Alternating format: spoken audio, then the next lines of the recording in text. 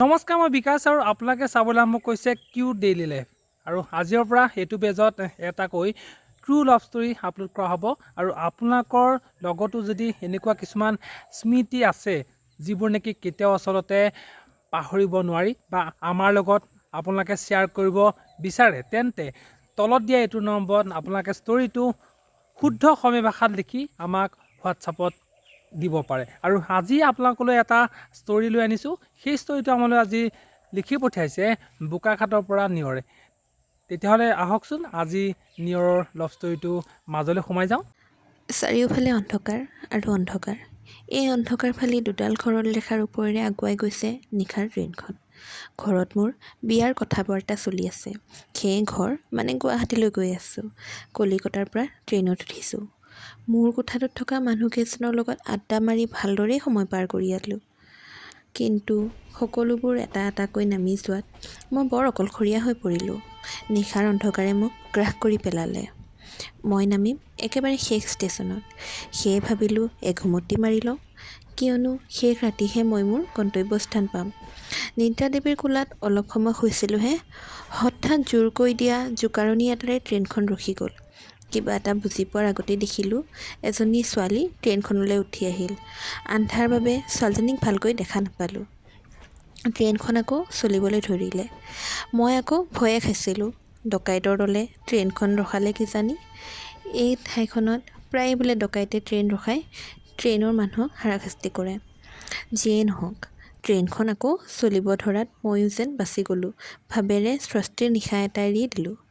এইবোৰ ভাবি থাকোঁতে কাষতে বহা ছোৱালীজনীৰ ফালে এবাৰো চোৱা সুযোগেই নাপালোঁ।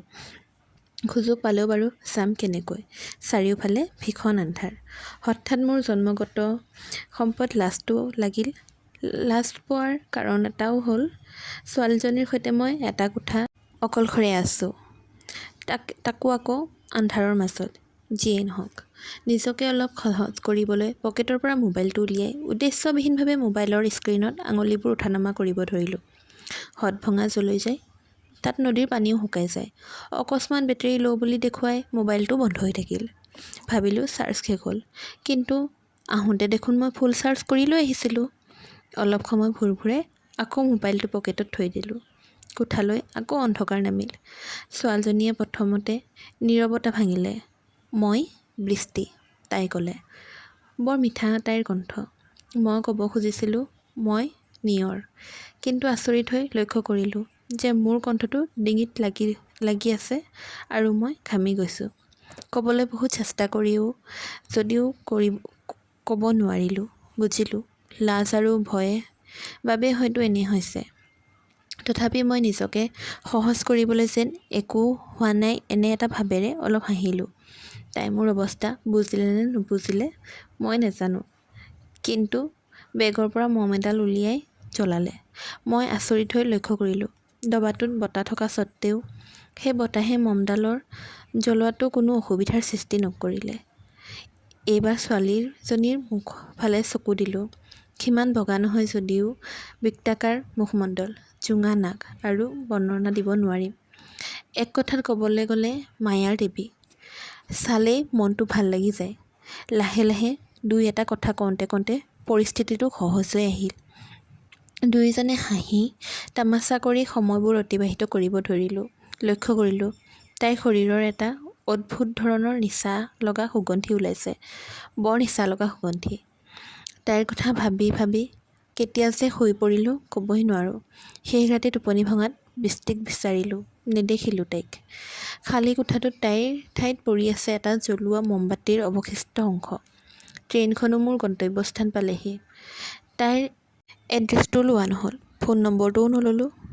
টিকট নিৰীক্ষকজনক সুধিলোঁ, এই ডবাটোত মোৰ কাষত যে আছিলে ছোৱালীজনী, তাই ক'ত গ'ল? নিৰীক্ষকজনে উত্তৰত ক'লে, তাততো কোনো নাছিল। মই কেইবাবাৰো এইফালেদি অহা যোৱা কৰিলোঁ। আপোনাক অকলশৰে কথা কৈ থকাহে দেখিছোঁ। ভাবিলোঁ হয়তো ফোনত কথা পাতি আছে, সেয়ে একো নুসুধিলোঁ। মই নিৰ্বাক হৈ পৰিলোঁ। মই জনাত বৃষ্টিৰ ট্ৰেইনত উঠাৰ অলপ সময় পিছৰ পৰাই মোবাইলটো বন্ধ হৈ আছে। পকেটৰ পৰা মোবাইলটো উলিয়াই অন কৰিলোঁ। কি এয়া? এতিয়াও দেখোন আধা চাৰ্জ আছেই। নুবুজিলোঁ এইবোৰ কি হৈ গ'ল মোৰ লগত? মই কি সপোন দেখিছিলোঁ নেকি? যদি সপোনেই হয় তেন্তে মমবাতিৰ অৱশিষ্ট ক'ৰ পৰা আহিল? এইবোৰ কেনেকৈ সম্ভৱ? এইবোৰ ভাবোঁতে কেতিয়া যে ঘৰ পালোঁ গমেই নাপালোঁ। গা পা ধুই ভাত খাই শুই পৰিলোঁ। সপোনত বৃষ্টিক চালোঁ। তাই হাঁহিছে। তাইৰ মায়া ভৰা মুখখনে মোক অপাৰ্থিৱ সুখেৰে ভৰাই তুলিছে। টোপনিৰ পৰা উঠি গোটেই দিন বৃষ্টিৰ কথা ভাবিয়েই দিনটো কটালোঁ। হয়তো মই বৃষ্টিৰ প্ৰেমত পৰিছোঁ। কিন্তু বাস্তৱত বৃষ্টিৰ কোনো অস্তিত্বই আছে জানো? প্ৰশ্নটো বাৰে বাৰে মোৰ মগজুত ঘূৰপাক খাই থাকিল। যি কি নহওক ঘৰলৈ আহিছোঁ ছোৱালী চাবলৈ। কাইলৈ বোলে ছোৱালী চাবলৈ যাব। মোৰ মনটোৱে যাব খোজা নাই। বাৰে বাৰে বৃষ্টিৰ কথা মনলৈ আহিছে। ঘৰৰ সকলোৱে জোৰকৈ ছোৱালী চাবলৈ লৈ গ'ল। দেউতা, মা আৰু ভণ্টি ভীষণ পচন্দ হৈছে। এতিয়া মাথো মোৰ মতামত লাগে। ছোৱালীজনীৰ ফালে চোৱাৰ লগে লগে মোৰ চকু কপালত উঠিল। এয়া দেখোন বৃষ্টি। মোৰ সমগ্ৰ শৰীৰে এটা আনন্দৰ সোঁত বৈ গ'ল। কিন্তু ছোৱালীজনী দেখোন নিৰ্ভীকভাৱে বহিয়েই আছে, যেন আগতে মোক কেতিয়াও দেখাই নাই। মোৰ সন্দেহ হ'ল, এয়া বৃষ্টিয়েই নে? ভণ্টিক কৈ অকলশৰীয়াকৈ লগ ধৰি কথা কোৱাৰ ব্যৱস্থা কৰিলোঁ। তাইৰ নাম বৰষা বুলি ক'লে। মই সুধিলোঁ, মোক আগতে কেতিয়াবা দেখিছানে? তাই মূৰটো লাহেকৈ লৰাই নাই দেখা বুলি উত্তৰ দিলে। মই হয়তো তোমাক ট্ৰেইনত দেখিছোঁ। মই প্ৰশ্নটো অলপ বেলেগকৈ সুধিলোঁ। মইতো কেতিয়াও ট্ৰেইনত উঠাই নাই, তাই ক'লে। আৰু কিবা ক'বলৈ গৈও নক'লোঁ। অইন কিবা ভাবিব পাৰে। মই আৰু একো নক'লোঁ। কোনো বস্তু এবাৰ দেখিলেহে পিছত কল্পনা কৰি বস্তুটো আকৌ চাব পাৰি। কিন্তু বৃষ্টিৰূপী বৰষাক মইতো কেতিয়াও দেখাই নাছিলোঁ। তেন্তে ট্ৰেইনত মোৰ সৈতে সেইজনী কোন আছিল? নে মোৰ কল্পনা শক্তি ইমানেই প্ৰবল হ'ল যে মই তাইক আগতেই কল্পনাৰ চকু চালোঁ? এইটো অলৌকিক নহয়নে? কোনো উত্তৰ মই নাজানো। এদিন বৰষাৰ লগত মোৰ বিয়া হৈ গ'ল। সেই মায়াভৰা মুখখনৰ গৰাকী এতিয়া মই। এতিয়া মাজনিশা খিৰিকীৰে জোৰেৰে বতাহ বৈ আহিছে। বৰষা নিদ্ৰাদেৱীৰ কোলাত বৰ শান্তিৰে শুই আছে, যেন মোৰ কল্পনাৰ বৃষ্টিৰ আন এটা কপি। এয়া অলৌকিক নহয় যদি কি? মই দীঘল হুমুনিয়া এটা এৰি দি শুবলৈ গ'লোঁ, মোৰ কল্পনাৰ বৃষ্টিৰূপী বাস্তৱ বৰষাৰ কাষত। বন্ধুসকল, আজি লাভ ষ্টৰীটো শুনি কেনে পালে আমাক কমেণ্ট যোগে জনাবলৈ নাপাহৰিব। আৰু এনেকুৱা ধৰণৰ ট্ৰু লাভ ষ্টৰীবিলাক চাই থাকিবলৈ আমাৰ পেজটো ফ'ল' কৰি দিব। ধন্যবাদ।